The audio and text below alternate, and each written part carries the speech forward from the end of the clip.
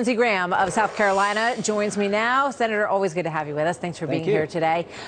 You know, this is the message that the president has put out. He said, we want to make it clear that the United States and our allies are one. And then he said that the G7 is on the move.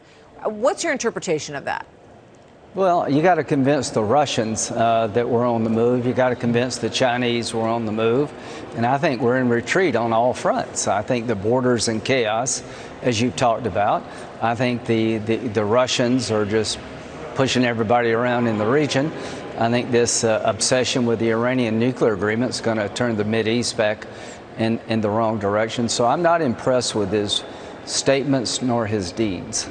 You know, this word from John Sullivan, the ambassador, the reporting around him, he was indicating, according to this article, that Putin has not really changed his stripes, despite efforts by the current administration and its predecessors to curb his malign behavior with sticks like sanctions and in-person engagements. Do you share the reservations about this meeting with Putin and President Biden?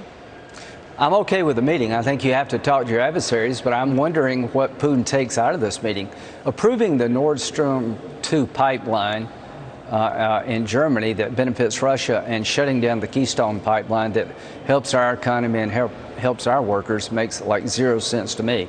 So what I'm worried about is how will Putin view Biden? Will Biden bring up the issues that really do matter? Will he talk about the things that are on people's mind regarding Russia? Yeah, you know, it's so interesting. There was this perception that these relationships, or, you know, in certain places, if you watch TV, that the relationships had all been destroyed during the Trump administration. Right. And President Biden, when he was running, said, you know, we're going to fix it. We're going to bond with our allies again. We're going to make everything better. He has a lot to prove on this trip because he said he was going to be a healer. And I'm wondering if, you know, these other countries are looking for healing, or are they looking for strength when it comes to this sort of relationship? So let's play that. I just got back from the Mideast last week. Everybody was worried to death about the Iran nuclear agreement. I had dinner with the Arab ambassadors a couple of nights ago. I spent time with everybody in Israel. All of them are very worried that our appeasement policy toward Iran is going to blow up in our face. Look what happened on Trump's watch, the Abraham Accords, where Arab governments recognized the state of Israel in a historic fashion.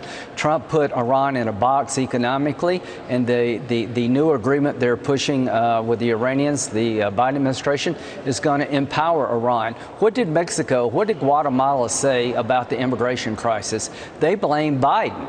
Here's the question. At the end of 2020, we had a 45-year low in illegal crossings. Now we have the highest number of illegal crossings in the nation's history. What happened in the last 6 months? You know, I want to change of policy. I want to play this. This is the Guatemalan president, Yamatei, talking about what he thinks the root cause is. Watch this.